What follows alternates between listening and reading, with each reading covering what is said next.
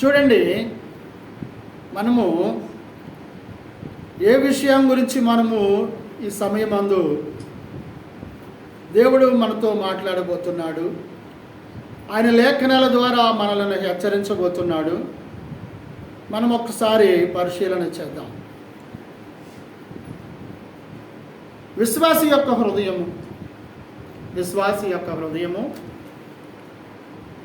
నీతిగా తీర్చబడుతుడా? విశ్వాసి యొక్క హృదయము నీతిగా తీర్చబడుట. విశ్వాసి యొక్క హృదయము నీతిగా ఎలా తీర్చబడుతుందో మనము పరిశుద్ధ గ్రంథములో నుండి వాక్యము ద్వారా మనము నేర్చుకోవాలి. ఎలాగా అనేటువంటి విషయాన్ని మనం ఒకసారి చూద్దాం. విశ్వాసి హృదయము నీతిగా తీర్చబడుట. చూద్దాం ఏంటి దీన్ని. ఇంగ్లీష్లో మాట్లాడతారు ఒక మాట, ఏ బ్రోకెన్ హార్ట్ కన్ఫెస్ సిన్ అనే విషయము మనకి తెలియజేస్తుంది.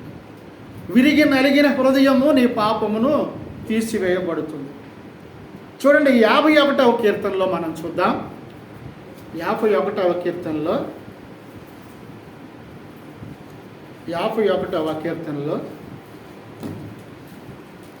17వ వచన భాగాన్ని ఒకసారి చూద్దాం. 51వ కీర్తన 17వ వచనం. విరిగిన మనస్సే దేవునికి ఇష్టమైన బలులు అంటే ఏంటి? జంతువులను బలివ్వడమా? కాదండి. నిన్ను నీవు అర్పించుకోవటము, నీ హృదయాన్ని దేవునికి అర్పించుకోవడము. బలి అంటే ప్రాణార్పణం కాదు, ప్రాణాన్ని అర్పించటం కాదు. ఇక్కడ ఒకవేళ బలి అర్పించటం అంటే ప్రాణాన్ని అర్పిస్తే పాపం పోద్దా? ప్రాణాన్ని అర్పిస్తే దేంట్లో ఉండి ప్రాణం పోతుంది? పాపంలో ఉండే ప్రాణం పోతుంది కదా. నేను పాపిని, చూడండి నాకని, నేను పాపిని కదా. ఇప్పుడు నా పాపం పోవాలంటే నన్ను నేను బలిగా అర్పించుకుంటే నా పాపం పోతే ఇక నా జీవితం ఏముంది ఇంకా? కాబట్టి నన్ను నేను బలిగా అర్పించుకోను. బలి అంటే చచ్చిపోవటము లేదా చంపబడటము, నా ప్రాణాన్ని దేవునికి అర్పించుకోవడం కదా. నా ప్రాణాన్ని నేను దేవునికి అర్పించుకుంటే బలిగా నా పాపం ఎందుకు పోద్ది? నా ప్రాణం పోయిందా ముందు, నా పాపం ఒప్పుకున్నానా? ఈ రెండిట్లో ఏం జరిగింది ముందు? ప్రాణం పోయింది. ప్రాణం పోయిన తర్వాత నువ్వు పాపం ఒప్పుకోవడానికి నీకు అనుమతి లేదు కదా, ఉందా? కాబట్టి ఇప్పుడు ప్రాణం పోయే బలి కాదు నువ్వు అర్పించుకోవాల్సింది, నీ హృదయ బలి అర్పణ, నీ హృదయాన్ని దేవునికి అర్పించుకోవాలి. అది విశ్వాసి చేయవలసింది. ఇప్పుడు ఏం చేస్తాడో తెలుసా? దీన్ని అర్పించుకోలేక విశ్వాసి ఏదో ఒకదాన్ని తీసుకెళ్ళి బలి అర్పిస్తూ ఉంటాడు. పాత నిబంధన కాలములో తనను తాను దేవునికి అర్పించుకోలేక ఏం చేసేవాడు? బలులు అర్పించేవాడు. నువ్వు కొంచెం కుర్చీ వేసుకోమ్మా, నాకు రాజ్యం కనపడతలేదు, కొంచెం జరుపుకో. ఓకే, అందరి ముఖాలు కనపడాలి నా ఉద్దేశం. బలి అనగానే చావును కోరేదిగా ఉండకూడదు. బలి బైబిల్ గ్రంథంలో బలి అనగా చావును కోరేదిగా ఉండకూడదు. చావును కోరేదైతే నీ పాపం పోదు, అవునా కాదా? మన పాపంలో ఉన్న మనుషులమే. పాత నిబంధన కాలంలో ఇశ్రాయేలు ప్రజలు వారి పాపం పోవాలంటే వారి సంవత్సరానికి ఒకసారి దేవాలయానికి వెళ్ళేవారు. యెరూషలేము దేవాలయానికి వెళ్ళేవారు. వాళ్ళు అక్కడ వెళ్ళి వాళ్ళు ఏం చేసేవాళ్ళో తెలుసా? బలులు అర్పించేవారు. బలి అర్పిస్తే పాపం పోతుందని వారు నమ్మారు. పాపం చేసింది ఎవరు? పాపంలో ఉన్నది ఎవరు? మనుషులా జంతువులా? మనుషులవి. మనిషిగా నేను, నువ్వు, మనమందరము, మానవులమందరము మనం పాపము చేస్తే మన పాపములు పరిహరింపబడడానికి జంతువును బలిగా అర్పిస్తావా? అప్పుడు నీ పాపం పోతుందా? పోదు కదా. మరి ప్రయోజనం ఏముంది? ఇశ్రాయేలు ప్రజలు యెరూషలేము దేవాలయమునికి వెళ్ళి సంవత్సరమునికి ఒకసారి పాపములు ఒప్పుకొని బలి అర్పణ చేస్తే, అందుకనే పరిశుద్ధ గ్రంథములో జంతువుల యొక్కయో, మేకల యొక్కయో, పశువుల యొక్కయో రక్తము మనుషుని యొక్క పాపములను పరిహరింపదు, తీసివేయబడదు కదండి. మరి ఇప్పుడు ఒక విశ్వాసి బలి అర్పిస్తే నీతిమంతురాలుగా తీర్చబడుతున్నారా? మరి ఏది ఇవ్వాలి నువ్వు బలి అర్పణగా? నీ హృదయాన్ని ఆయనకి అర్పించుకోవాలి. నీ హృదయాన్ని అర్పించడమే బలి అర్పణ. బలి అర్పణ అంటే నీ ప్రాణమును ఉన్నది ఉన్నట్లుగా దేవునికి అర్పించుకొని నీ పాపముల నుండి నీవు విమోచించబడడం, నీతిమంతునిగా తీర్చబడడం. చూడండి అక్కడ ఏమంటున్నదో తెలుసా? విరిగి నలిగిన హృదయమే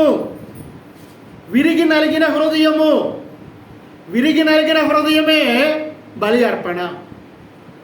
బలి అర్పించుకోవడం, నీ హృదయాన్ని అర్పించుకోవడం. చాలామందికి ఇది అర్థం కాదు. అందుకే ఏ బ్రోకెన్ హార్ట్ అంటాడు ఇంగ్లీష్లో. విరిగిన హృదయము. చూడండి, విరిగి నలిగిన హృదయము ఏం ఒప్పుకుంటుందంట? విరిగి నలిగిన హృదయము 17వ వచనంలో, విరిగిన మనస్సే దేవునికి ఇష్టమైన బలులు. విరిగి నలిగిన మనస్సే దేవునికి ఇష్టమైన బలులు. ఇప్పుడు దేవుడు బలి కోరుతున్నాడా? బలి కోరటం లేదా? దేవుడు బలి కోరువాడా? కానీ ఆయనకి ఏమిష్టం అంటే ఆయనకి ఏమిష్టమని చెబుతుంది వాక్యము. కీర్తనాకారుడు పరిశుద్ధ గ్రంథంలో మనకేం తెలియపరుస్తున్నాడు? విరిగిన నలిగిన మనస్సే ఆయనకు ఇష్టము, అదే బలి. రెండో విషయాన్ని చూద్దాం. అపోస్తల కార్యాల గ్రంథము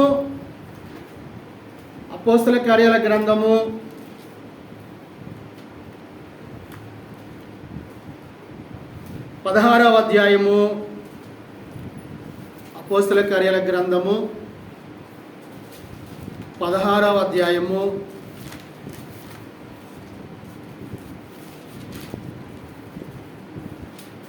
14వ వచన భాగాన్ని చూద్దాం. లూదియా అను దైవభక్తి గల ఒక స్త్రీ వినుచుండెను. లూదియా అను ఒక స్త్రీ, దైవభక్తి గల ఒక స్త్రీ వినుచుండెను. ఏమింటుంది స్త్రీ? పరిశుద్ధ గ్రంథములో వినుచుండెను అని అంటే నువ్వు రోడ్డు మీద వినేవా, లేకపోతే రోడ్డు మీద విననివియా ఇక్కడ ఉన్నవి? ఏమండి, అర్థం కాదు కదా? అర్థం కాదు అంటే బయట మాట్లాడుకునేవా ఇక్కడ ఉన్నది, లేక పరిశుద్ధ గ్రంథానికి సంబంధించిన మాటలా? పరిశుద్ధ గ్రంథానికి సంబంధించిన మాటలంటే వినుచుండడం అంటే ఏం వింటామని అర్థము? సువార్త వినడము. మనం అనేకమైన వింటుంటాం బయట కదా. వాటి వలన మనకు మేలు ఉంటుందా? వాటి వల్ల మనకు ఉపయోగం ఉంటుందా? ఇది తప్ప దూరదా కదా. చూడండి, లూదియా అను దైవభక్తి గల ఒక స్త్రీ వినుచుండెను. ఆమె ధూమ్ర వర్ణ చూర్ణమును అమ్ము తుయతైరా పట్టణస్థురాలు. ప్రభువు ఆమె హృదయము తెరిచెను కనుక పౌలు చెప్పిన మాటలు యందు లక్ష్యముంచెను. పౌలు చెప్పిన మాటలు ఏం చెప్పాడు? ఆయన మాటలైనా ఇప్పుడు మనం మాట్లాడుకుంటాం కదా బయట అక్కడక్కడ ఇళ్లల్లో ఇతరులతోటి. అప్పుడు మనం మాట్లాడుకున్న మాటలు ఏంటి? లోక సంబంధమైన మాటలు మాట్లాడుతుంటాం మనం కదా. కానీ ఇక్కడేం మాట్లాడుతున్నాడు చూడండి. ఆమె హృదయము తెరుచెను కనుక పౌలు చెప్పిన మాటల యందు లక్ష్యముంచెను. చూద్దాం ఇక్కడ పౌలు, అపోస్తలుడైన పౌలు చెప్పిన మాటల యందు లక్ష్యముంచింది ఈవిడే. ఆమె ఒక స్త్రీ. నీవు కానీ నేను కానీ సంఘమునకు వెలుపల మనం మాట్లాడుతున్న మాటలు వాని యందు నీ హృదయములో నువ్వు లక్ష్యం ఉంచుతావండి? ఆ మాటలు హృదయంలో భద్రపరుచుకుంటావా? చెప్పాలి.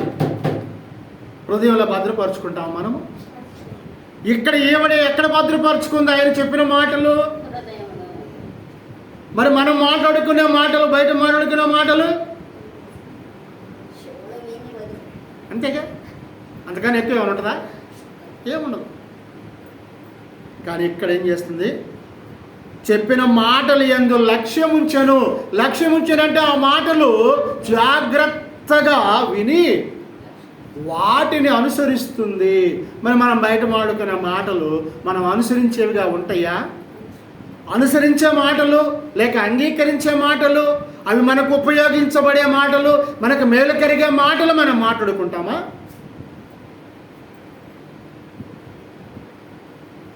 కానీ ఈ మాటల కన్నా మనం ఆ మాటలకు ఎక్కువ ఏం చేస్తుంటాం? విలువ ఎక్కువిస్తాం. చూడండి, అప్పుడు ఏం జరిగిందంట? పౌలు చెప్పిన మాటలు యందు లక్ష్యముంచెను. ఆమెయు ఆమె ఇంటి వారును బాప్తిస్మము పొందినప్పుడు ఆ మాటలు విని ఏం పొందారంట వాళ్ళు? ఆమెను ఆమె ఇంటి వారును బాప్తిస్మము పొందినప్పుడు ఆమె అంటుంది, మీరు నేను ప్రభువునందు విశ్వాసము గలదానని ఎంచితేనే నా ఇంటికి వచ్చి ఉండుడని నేను వేడుకొని మిమ్మును బలవంతము చేశాను. మమ్మును బలవంతము చేశాను. ఇక్కడ పౌలు గారిని బలవంతం చేసినట్లుగా మనం చూస్తున్నాం. దేని కొరకు బలవంతం? వాక్యము బోధించమని. అయ్యా మీరు రండి అయ్యా మా ఇంటికి వచ్చి వాక్యం, అయ్యా మీరు రండి అయ్యా మా ఇంటికి వచ్చి వాక్యం చెప్పండి, అయ్యా మాకు నేర్పించండి, అయ్యా మేము నేర్చుకుంటామయ్యా, అయ్యా మాకు ప్రార్థన నేర్పించండి, అయ్యా మాకు పాటలు నేర్పించండి అయ్యా.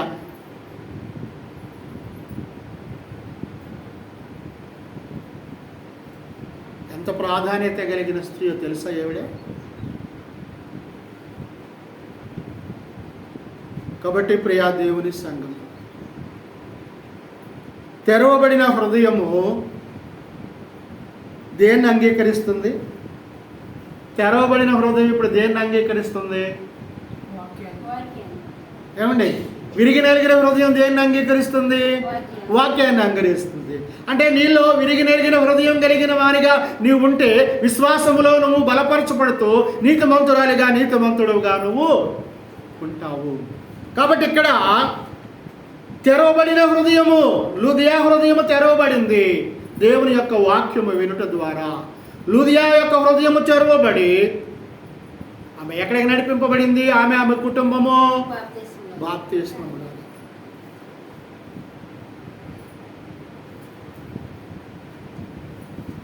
ఒక వ్యక్తిని బాప్తిస్మం తీసుకోమంటే ఇబ్బంది. అంటే నీ హృదయం తెరవబడలేదు. దీన్ని బట్టి నీ హృదయం తెరవబడలేదా?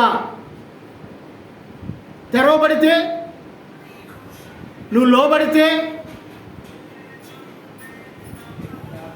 నువ్వు వాక్యం ద్వారా లోబడితే, వాక్యం ద్వారా లోబడితే, విరిగి నలిగిన మనసు అయితే దేవునికి ఇష్టమైన మనసు కదా. మరి ఇప్పుడు లూదియా హృదయం తెరవబడటానికి కారణం ఏంటి? ఎవరు చెప్పిన వాక్యం అది? పరిశుద్ధ గ్రంథంలో వాక్యమే గది, మా ఇంట్లోదే. ఎందుకంత బాధపడిపోతున్నారు మరి ప్రజలు?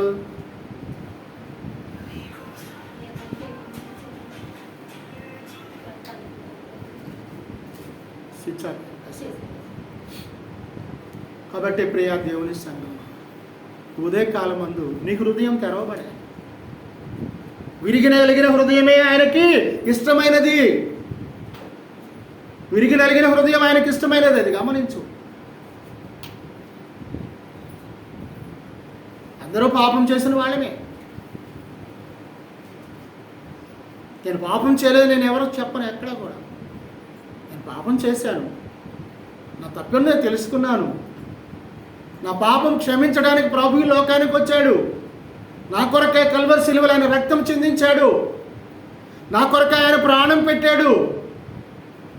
నాకు నిత్య జీవం ఇవ్వడానికి ఆయన మరణమును జయించి ఆయన తిరిగి లేపబడి పరలోకమునికి ఎక్కి కొనిపోబడ్డాడు. మరి ఇప్పుడు ఆయన యందు నీ విశ్వాసం ఉంచినట్లయితే, ఆయన రక్తము ద్వారా నువ్వు కడగబడినట్లయితే, నీ పాపములు ఒప్పుకున్నట్లయితే, నీ హృదయం ఏమవుతుంది? అప్పుడు నీ హృదయం ఏమవుతుంది? మూయబడిన హృదయము, మూయబడిన హృదయం ఏమవుతుంది? ఇప్పుడు తెరవబడుతుంది. మూయబడిన హృదయము తెరవబడుతుంది అంటే ఎవరు? ఆ మూయబడిన ద్వారాన్ని తీసేది ఎవరు? ఎవరు తీస్తారు? దేవునికి తప్ప వేరే వాళ్ళకి ఎవరికైనా అవకాశం ఉందా మూయబడిన ద్వారము తెరచటానికి? ఉందండి? హృదయం అనేది తలుపు నొజ్జ యేసునాథుండు. హృదయం అనేది తలుపు నొజ్జ యేసునాథుండు. అతడు సదయుడగుచు తాటుచుండే సకల విధములను. ఏం చేస్తున్నాడు ఆయన? ఎక్కడ? నువ్వు వేసిన తలుపు దగ్గర నుంచొని ఆయన తట్టుచున్నాడు. ఇక్కడ తలుపు అనగా దేన్ని సూచిస్తుంది? నీ హృదయాన్ని సూచిస్తుంది. విరిగి నలిగిన మనస్సు ఆయనకు కావాలంట. తెరవబడిన హృదయం ఆయనకు కావాలంట. ఎలా తెరవబడింది లూదియా? వాక్యము వినుట ద్వారా తెరవబడింది. వింటలేదా నువ్వు వాక్యము? నువ్వు వాక్యం వినడం లేదా? నీ వాక్యం వింటున్నప్పుడు నీ హృదయం తెరవబడాలా వద్దా? మరి అనేక విషయాలకి నీ చెవులు ఇలా నిక్కరపొడుచుకుంటాయే కదా. వాక్యానికి మాత్రం నీ హృదయము తెరవబడదు. వాక్యానికి నీ హృదయం తెరవబడితే, వాక్యం ద్వారా నువ్వు మార్చబడితే, వాక్యాన్ని నువ్వు అంగీకరిస్తే దేనికి నడిపించబడతావు? దేనికి నడిపించబడింది లూదియా ఆమె కుటుంబము? ఇంకా లోబడరా? ఇంకా లోబడరా? లోబడ్డామని జనానికి ఏమన్నా దాన్ని చూపించాలా మనము?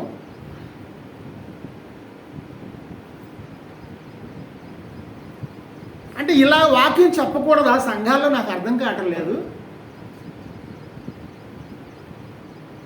అంటే మామూలుగా ఒక మన ఇళ్లలో పెంచుకుంటుంటాం కదా చిన్న చిన్న వాటిని, జంతువుల్ని, పిల్లి, కుక్క, లేకపోతే కోళ్ళు, ఇవన్నీ అంటే ఉంటాయి కదా, పెంపుడు జంతువులు అంటాం కదా మనం.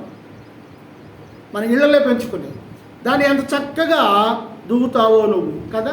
ఎందుకు? దాని మీద మక్కువ, లేక దాని మీద ప్రేమ కదా. మరి ఇప్పుడు నిన్ను అలా నేను దువ్వాలా వాక్యం ద్వారా? లేకపోతే అలా దువ్వితే నువ్వు వాక్యం వైపుకి వస్తావా, లేకపోతే హెచ్చరించబడితే వస్తావా? చెప్పండి అండి, మీకే ప్రశ్న, నాకు కాదు. ఆమె ఏం జరిగింది?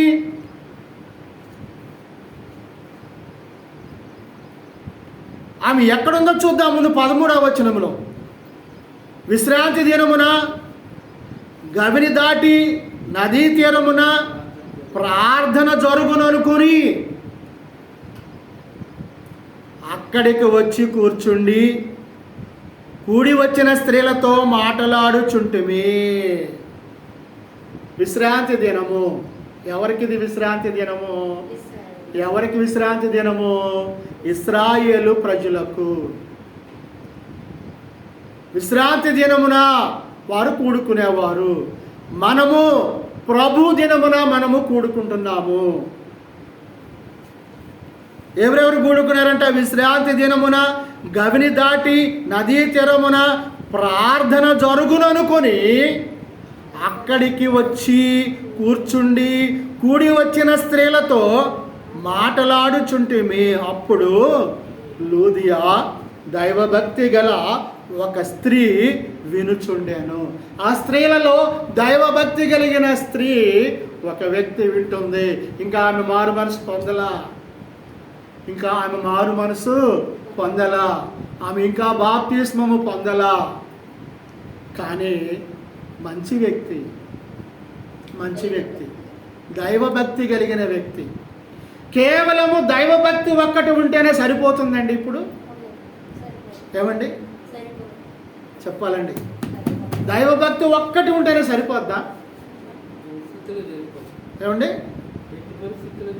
సరిపోదండి. నీ క్రియలు మార్చబడాలి, నీ తలంపులు మార్చబడాలి, నీ ఆలోచనలు మార్చబడాలి, నీ ప్రవర్తన మార్చబడాలి, నీ హృదయము విరిగి నలిగినదిగా ఉండాలి. విరిగి నలిగిన హృదయము ఎవరికి ఇష్టం అంటున్నాడు? వాక్యము ద్వారా పరిశుద్ధాత్మ దేవునికి. అంటే ఇవన్నీ నువ్వు మార్చుకుంటే నీ హృదయము ఇప్పుడు ఎలాంటిదై ఉంటుందంట? కఠినంగా ఉంటుందా? కఠినంగా ఉంటుందండి. ప్రేమ చూపించేదిగా ఉంటుంది, జాలి చూపించేదిగా ఉంటుంది, దయ చూపించేదిగా ఉంటుంది, కనికరం చూపించేదిగా ఉంటుంది, ప్రార్థించేదిగా ఉంటుంది కదండి ఇతరులకు. అందుకే ఇందాకన్నా మనము నీ ఇరుగు పొరుగు వారిని నువ్వు ఏం చేయకూడదు? కీర్తన గ్రంథంలో అదేగా మనం చూసింది. విరిగి నలిగిన హృదయం అయితే అలా చేస్తుందండి. వాక్యము విన్న హృదయం అయితే అలా చేస్తుందా? కాబట్టి ప్రియా దేవుని సంగమా, ఈ ఉదయకాలం మందు చూడండి, తెరవబడిన హృదయము వాక్యమును అంగీకరించింది. లూదియా హృదయము తెరవబడింది, ఆమె వాక్యాన్ని అంగీకరించింది. ఆమె కుటుంబం అంతయు కూడా ఎక్కడికి నడిపింపబడ్డారండి? బాప్తిస్మము. ఇప్పుడు ఒక వ్యక్తి బాప్తిస్మంలోనికి రావాలి అంటే ఏమేమి ఉండాలని వాక్యం ఇప్పుడు చెప్పిన మాటలు బట్టి మనం చూస్తున్నాము. విరిగి నలిగిన హృదయమై ఉండాలి, వాక్యాన్ని అంగీకరించిన హృదయమై ఉండాలి, దేవుని ఒప్పుకున్న హృదయమై ఉండాలి, యేసు పాపములు క్షమిస్తాడని నువ్వు యేసునందు విశ్వాసం ఉంచిన వానిగా ఉండాలి, వాక్యము విన్నవానిగా ఉండాలి, మార్పు చెందిన వానిగా ఉండాలి కదా. వినాలి, విశ్వసించాలి, ఒప్పుకోవాలి, మారు మనసు పొందాలి, బాప్తిస్మము పొందాలి. ఇవి జరిగినాయా నిజంగా? అది నిజంగా జరిగితే నీ హృదయం తెరవబడినట్టే.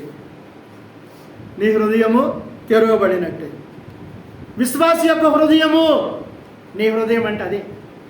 ఒక విశ్వాసి యొక్క హృదయము తెరవబడాలంటే విరిగి నలిగిన మనస్సు కావాలి, వాక్యమును విశ్వసించినటువంటి హృదయం కావాలి ఆ విశ్వాసకి. లేకపోతే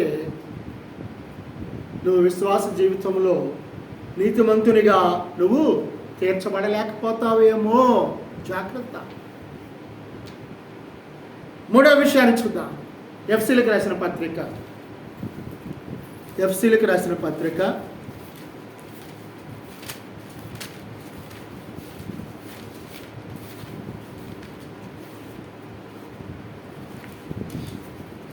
6వ అధ్యాయము 5వ వచనం.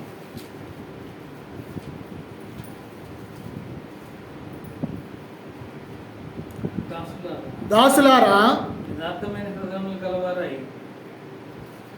యథార్థమైన హృదయము గలవారై భయముతోనూ వణుకుతోనూ క్రీస్తుకు వలె శరీర విషయమై మీ యజమానులైన వారికి విధేయులై ఉండుడి. ఎవరు మీ యజమానుడు? ఎవరు మీ యజమానుడు?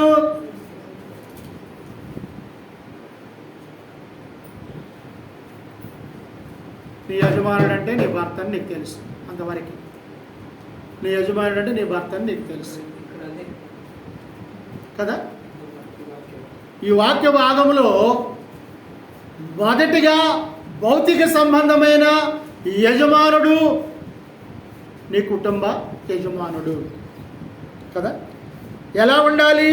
శరీర విషయమై మీ యజమానులైన వారికి విధేయులై ఉండుడి. ఎఫెసీ సంఘములో ఉన్నటువంటి వారు హెచ్చరించబడుతున్నారు. ఏమని? యజమానుడు అని అంటే ఇక్కడ మాట్లాడుతుంది ఎవరి గురించి? ఎవరిని గురించి మాట్లాడుతున్నాడు? పురుషుల గురించి మాట్లాడుతున్నాడా? స్త్రీల గురించి మాట్లాడుతున్నాడా? పురుషుల గురించి మాట్లాడుతున్నాడా? స్త్రీల గురించి మాట్లాడుతున్నాడా? నీ యజమానుని విషయములో నీ శరీర విషయమై మీ యజమానుల అయిన వారికి విధేయులై ఉండుడి.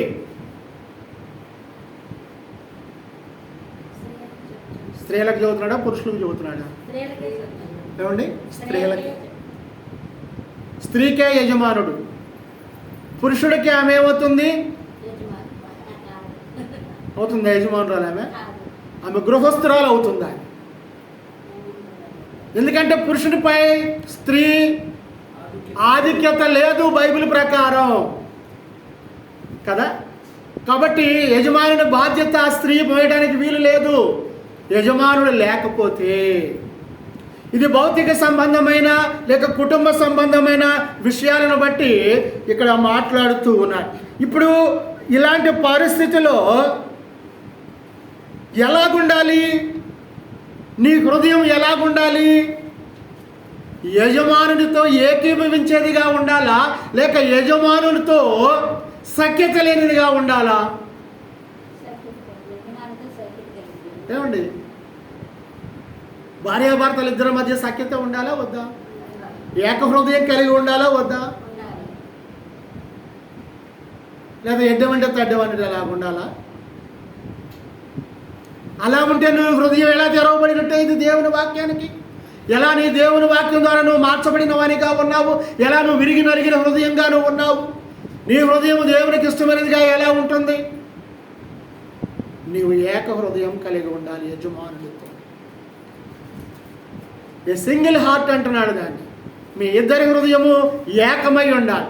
ఇప్పుడు అసలు విషయం, మీ ఇద్దరి హృదయాలు ఏకమై ఉన్నప్పుడు ఏక హృదయముతోనూ ఏకాత్మతోనూ ఏక మనస్సుతోనూ మీరేం చేయాలి? ఇప్పుడు ఏం చేయాలి చెప్పండి?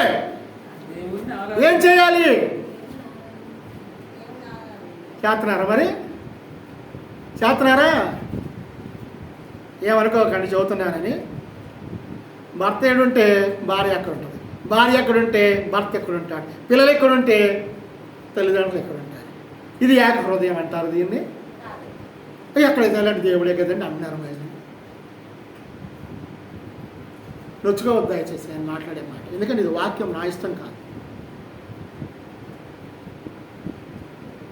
నువ్వు రక్షణ పొందిన ఎవరిని బట్టి పొందావు నువ్వు రక్షణ? ఎవరు ఇచ్చారు నీకు రక్షణ? ఎవరు ఇస్తారని వాగ్దానం చేశాడు రక్షణ? దేవుడే కదా. కాబట్టి ఇప్పుడు నువ్వు రక్షణ పొందిన తర్వాత నీ హృదయము ఎలా ఉండాలి? ఎలా ఉండాలండి? ద్విమనస్కులై ఉండాలా? రెండు మనసులు కలిగిన వారుగా ఉండాలా? కలిమినందును లేమినందును ఏమేం చెప్పుకున్నావు ఒప్పందం? ఎక్కడ చెప్పి 30 ఏళ్ళ 40 ఏళ్ళ కింద ఏడ గుర్తుండయండి పెళ్ళి ఒప్పందంలో?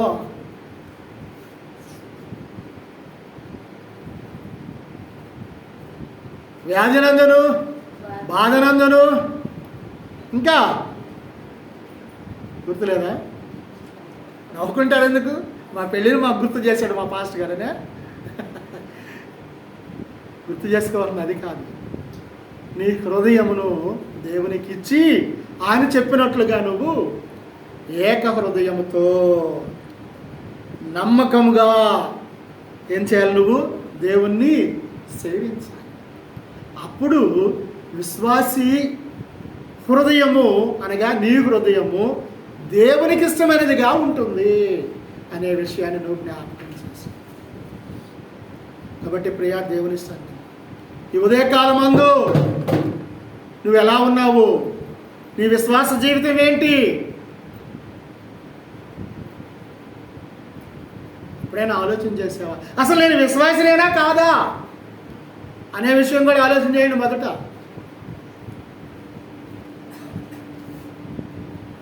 ఏదో ఆదివారం ప్రార్థన పెడుతున్నాడు వెళ్తున్నాం కదా అనుకుంటున్నారు కదా, అదేనా?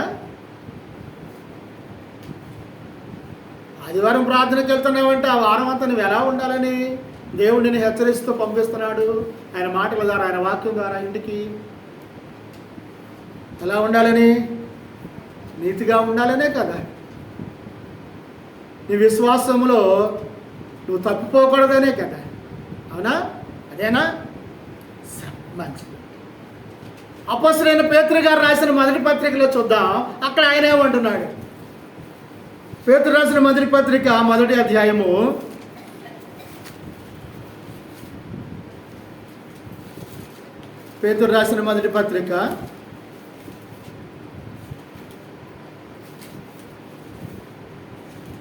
1వ అధ్యాయము 22వ వచనాన్ని చూద్దాం. మీరు క్షయబీజము నుండి కాక శాశ్వతమగు జీవము గల దేవుని వాక్య మూలముగా, శాశ్వతమగు జీవము గల దేవుని వాక్య మూలముగా అక్షయ బీజము నుండి పుట్టింపబడిన వారు కనుక ఎలా ఉండాలి? ఇప్పుడు నువ్వు వాక్యం ద్వారా జన్మించిన వాడవైతే, జన్మించిన వ్యక్తివైతే ఎలా ఉండాలంటే ఇప్పుడు నిష్కపటమైన వారిగా ఉండాలి. కపటం లేనిది, కపట ప్రేమను చూపిస్తున్నారు ఇప్పుడు.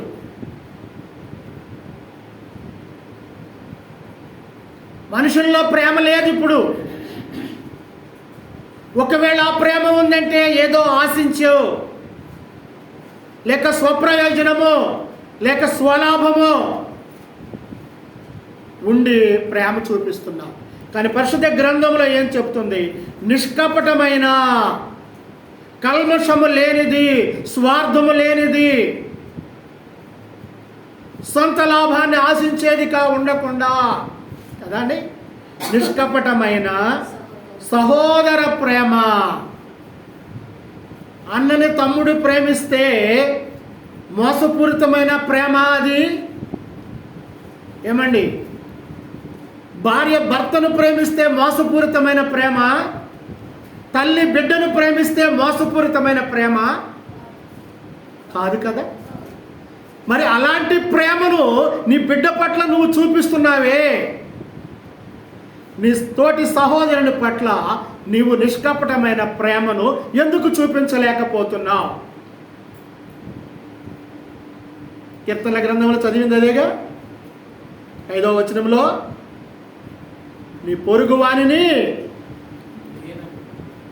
ద్వేషించటము దూషించటము. ఎవరికి ఇబ్బంది?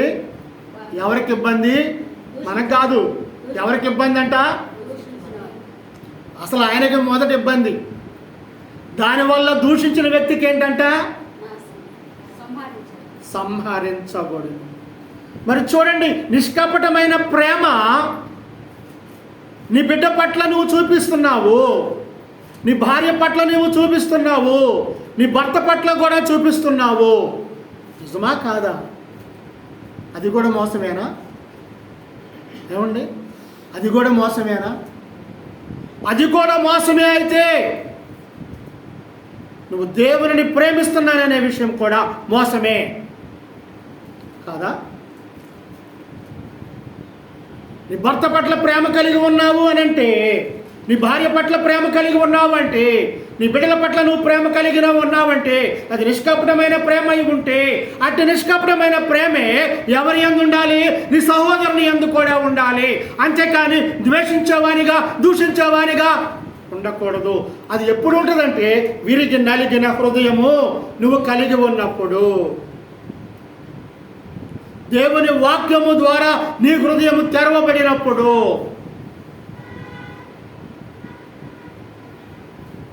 ఎప్పుడన్నా ఆలోచించావు నువ్వు, నా ప్రేమ ఎలాంటిది?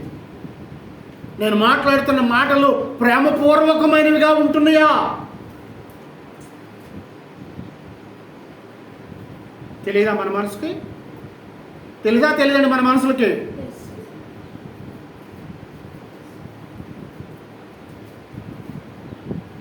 మంచి మంచి పాటలు రాశారు దాని మీద కవులు. చూసాంగా, ప్రేమ యేసుని ప్రేమ అది ఎవ్వరు కొలువలేనిది, నిజము దీనిని నమ్ము, ఇది భువి అందించలేనిది. ప్రేమ యేసుని ప్రేమ ఇది ఎవ్వరు కొలువలేనిది. భార్యాభర్తల మధ్య వికసించిన ప్రేమ పుష్పము వాడిపోయి రాలును త్వరలో, మోడులా మిగిలిపో. భార్యాభర్తల ప్రేమ ఏమైపోద్దంటే 60 సంవత్సరాల తర్వాత ఆయన ఉంటాడు, 65 సంవత్సరాల తర్వాత నేనుంటాను భర్తగా. తెలియదు కదా, అప్పుడు ప్రేమ ఉంటుందా, రాలిపోద్దా? ఎన్నడెన్నడు మారనిది ఎవరి ప్రేమ? నా యేసుని నిత్య ప్రేమ. ఎన్నడెన్నడు మారనిది నా యేసుని నిత్య ప్రేమ. చూడండి, నిష్కపటమైన ప్రేమ ఇది. ఆ ప్రేమ కావాలని దేవుడు కోరుకుంటున్నాడు నీలో. కాబట్టి ప్రియ దేవుని, కపటంతో ప్రేమ చూపించు ఎవరి పట్ల కూడా. కపటంతో వందనాలు చెప్పొద్దు, కపటంతో పలకరించొద్దు, పలకరించకుండా మౌనంగా ఉండు, ఇబ్బంది లేదు. ఇష్టం లేకపోతే ఏం చేస్తాము? తల తిప్పుకొని వెళ్ళిపోతాం, అంతేనా కాదండి?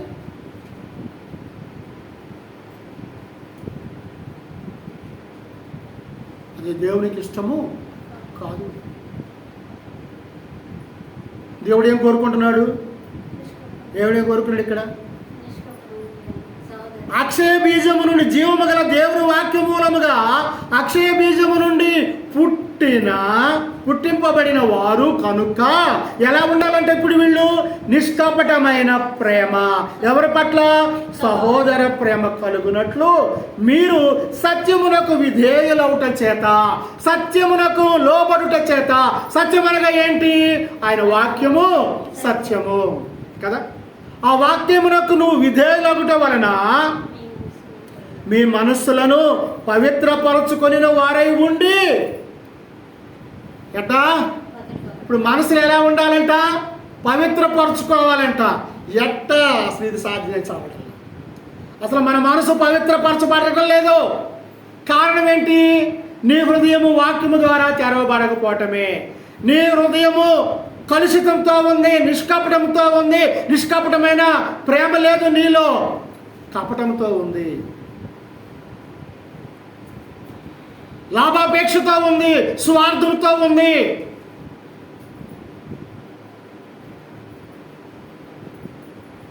ఇప్పుడు ఏమున్నదంట, మీ మనస్సులను పవిత్రపరుచుకున్న వారుగా ఉన్నారా? అప్పుడు మరి పవిత్రపరుచుకున్న వాళ్ళుగా ఉన్నారా? మీ మనసు ఇప్పుడు పవిత్రపరచాలంటే దేని ద్వారా పవిత్రపరచబడుతుంది? వాక్యము ద్వారా.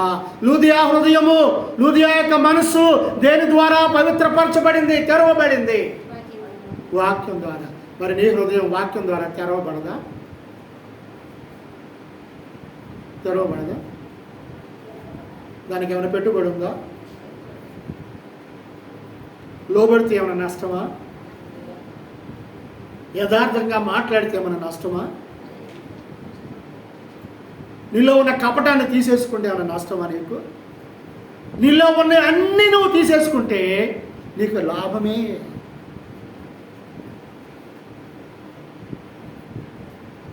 కాబట్టి ప్రియా దేవుని సంఘం, ఈ ఉదయకాలం మందు చూడండి, ఒకరినొకడు హృదయపూర్వకముగాను మిక్కటముగాను ప్రేమించుడి. ప్రేమించగలగా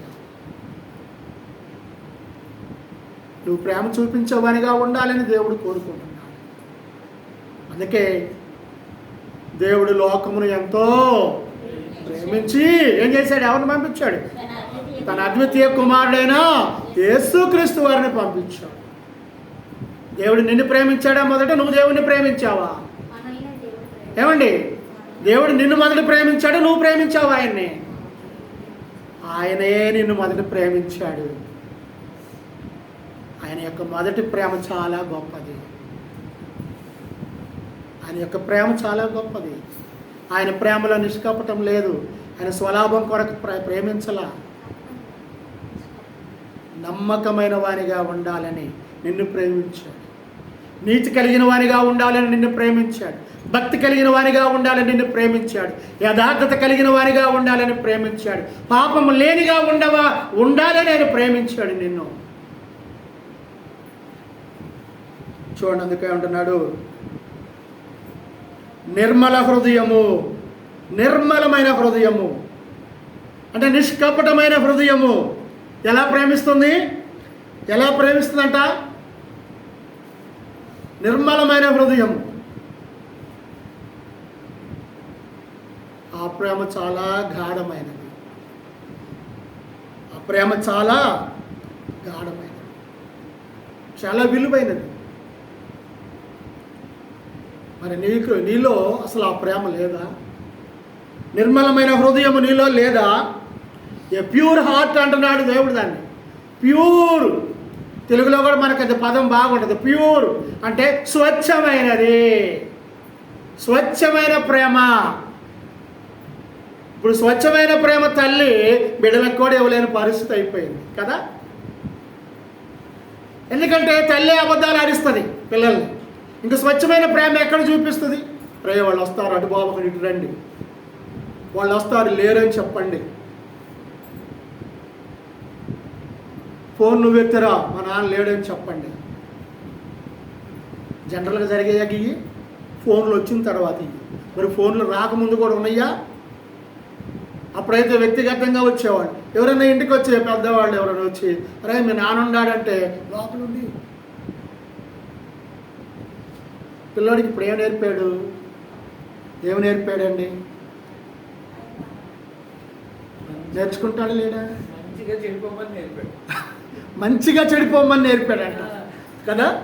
అంటే ఏ విధమైన కలుషితం లేకుండా చెడిపోండి అని చెప్పి తల్లిదండ్రులు బిడ్డలకు నేర్పుతున్నారు. మరి నీ బిడ్డకు నువ్వు నేర్పుతున్నప్పుడు మరి నువ్వు ఎక్కడున్నావు అని దీని అర్థము. నీకు స్వచ్ఛమైన హృదయం ఉందా? ఉంటే నీ బిడ్డకు అలా చెబుతావా?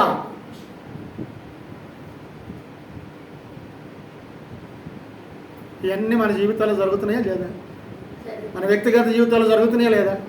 నేను కూడా అండు, నేనేం తీసేసాడుగా. నేను కూడా ఫోన్ మాట్లాడతా, ఎక్కడున్నావని అంటే ఇప్పుడే నా ఇంటికి వెళ్తున్నానంట, ఇంట్లో ఉండి. అప్పుడు నాది కూడా స్వచ్ఛమైన హృదయమేనా? కాబట్టి సరి చేసుకుంటూ ఉండాలి, సరి చేసుకుంటా. కాబట్టి ఏక హృదయము నమ్మకంగా సేవిస్తుంది, నిర్మల హృదయము దేవుణ్ణి స్వచ్ఛంగా ప్రేమిస్తుంది. దేవుని స్వచ్ఛంగా ప్యూర్ హార్ట్గా ప్రేమిస్తే నీ సహోదరుని కూడా నువ్వు ప్రేమిస్తావు. కాబట్టి ప్రియా దేవుని సంఘం, ఇవే కాలమందు నీ విశ్వాసం ఎంతో ఒక్కసారి ఇప్పుడన్నా పరిశీలన చేసుకోండి. చివరికి నేను ఒక మాట చెప్పి ముగుస్తాను. హెబ్రీయులకు రాసిన పత్రిక 10వ అధ్యాయము, హెబ్రీయులకు రాసిన పత్రిక 10వ అధ్యాయము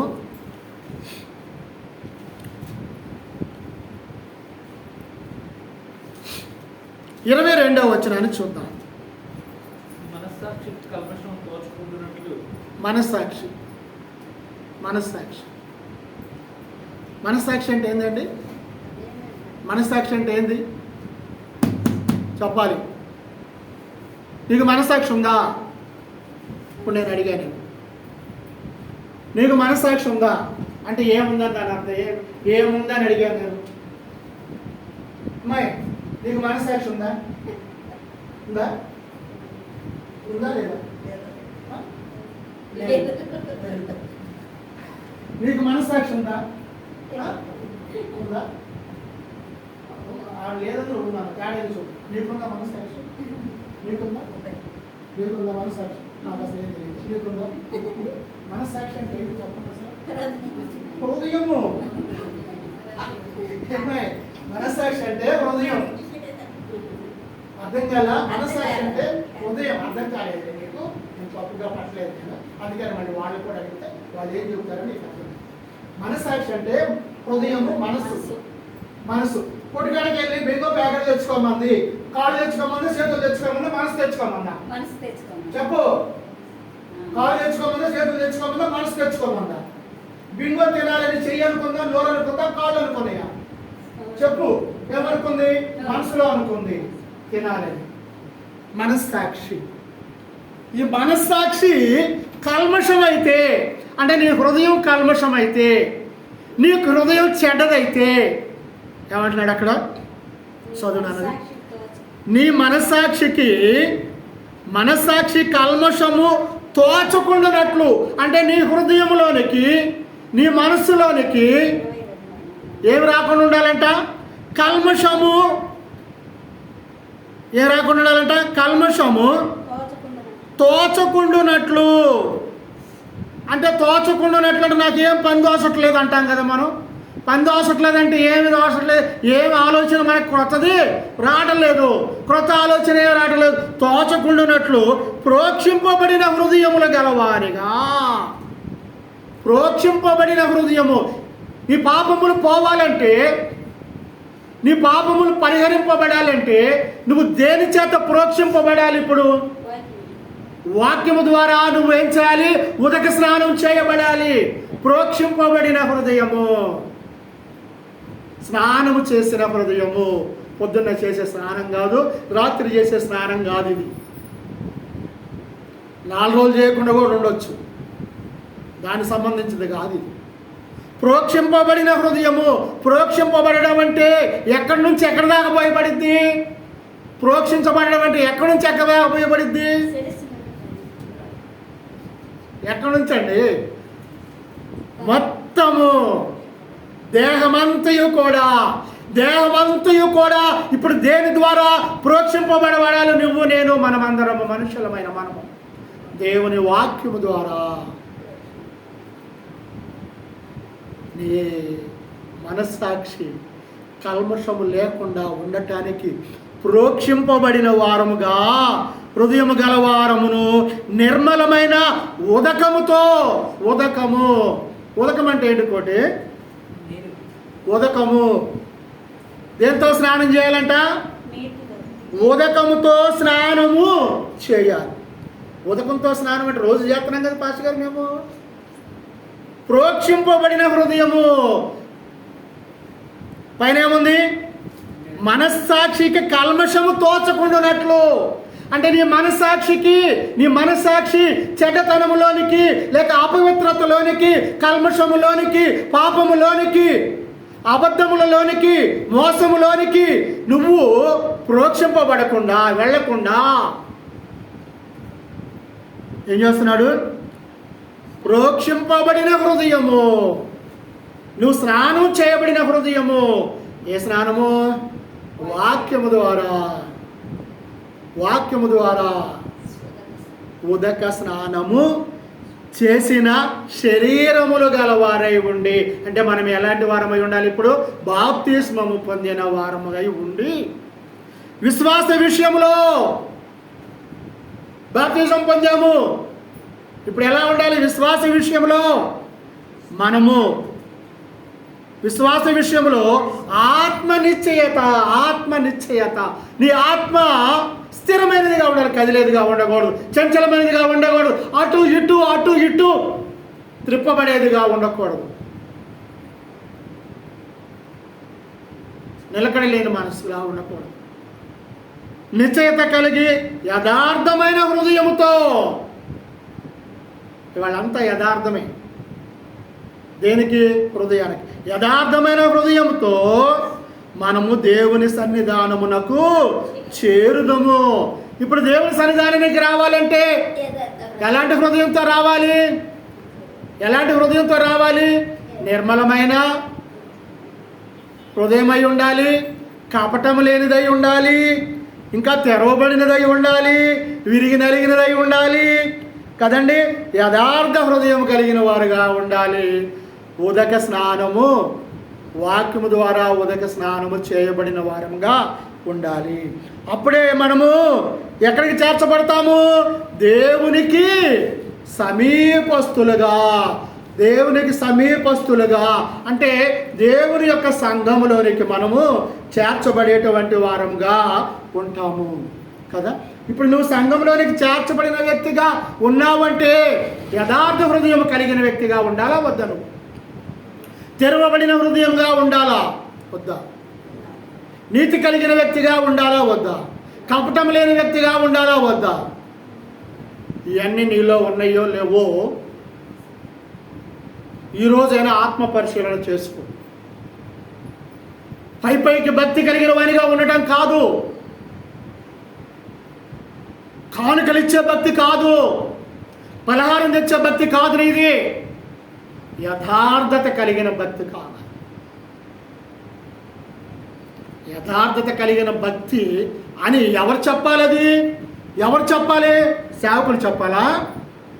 ఎవరు చెప్పాలి మరి నీకు? అది నీ హృదయమే నీకు, నీ మనస్సాక్షి నీకు తెలియచేస్తుంది. నేను యథార్థవంతుడినా కాదా, యథార్థ హృదయం గల వ్యక్తినా కాదా అని నీ హృదయమే చెప్తుంది. కానీ ఆ హృదయాన్ని చూసే వ్యక్తి ఎవరున్నారు? దేవుడు. కాబట్టి ఒక విశ్వాసి హృదయము ఎలా ఉండాలో దేవుని వాక్యం ద్వారా మనం నేర్చుకున్నాం. ఆ హృదయం కలిగిన వాక్యము ద్వారా మనం మార్చబడిన హృదయం అయితే మనము దేవునికి ఇష్టడుగా ఉంటాము, దేవుని యొక్క నీతిని నెరవేర్చే వారంగా ఉంటాము. కాబట్టి ప్రియ దేవుని సంఘం, నీవు అలా ఉండటానికి నీ హృదయాన్ని మార్చు. అబద్ధాలు చెప్పబాకు, అబద్ధాలు ఆడబాకు, అబద్ధాలు నేర్పబాకు. దేవుడు హెచ్చరిస్తున్నాడు, నేను కాదు. నన్ను కూడా హెచ్చరిస్తున్నాడు, ఏ జాగ్రత్త, నువ్వు ఇన్ని చెప్పావు, నువ్వేం చేస్తున్నావు నన్ను కూడా అడుగుతావు. నాకు కూడా ఉంటుంది అలాంటి శిక్ష. జాగ్రత్త. దేవుని యొక్క శిక్షకు గురి కావాలి. దేవుని యొక్క ఉన్నతమైన ప్రేమ, ఆయన ఎంతో ప్రేమించు. ఎంతో అంటే కొదువేమని ఉందండి? కొదువేమని ఉందా? లేదు. కొదువలేని ప్రేమ ఆయన మన పట్ల చూపిస్తుంటే మనమేమో కపటము, మోసము, స్థిరత్వం లేని పరిస్థితి, తెరవబడిన హృదయము, ఇన్నిటిని బట్టి మనము దేవునికి దూరం అవుతున్నాము, దేవునికి దగ్గరగా ఉంటున్నామని చెప్పుకుంటూ. కాబట్టి అలాంటి స్థితి ఉండదు. దేవునిలో ఉండండి, దేవుని యందు ఎదగండి, దేవుడిచ్చే సర్వ సమృద్ధిని పొందండి. అనేక విషయాలను మనము సరి చేసుకోవాల్సిన పరిస్థితి మన ముందు ఉన్నది. కాబట్టి అట్టి స్థితిని దేవుని ద్వారా మనము, ఆయన వాక్యం ద్వారా మనము పొందుకొని మన మార్గాలను, మన ఆలోచనలు, మన తలంపులు మన సమస్తాన్ని కూడా మార్చుకోవాలని ప్రభువుని బట్టి మిమ్మల్ని బ్రతిమాలుకుంటూ నన్ను నేను హెచ్చరించుకుంటూ ఈ మాటలు ముగిస్తున్నాను. మీ అందరికి కూడా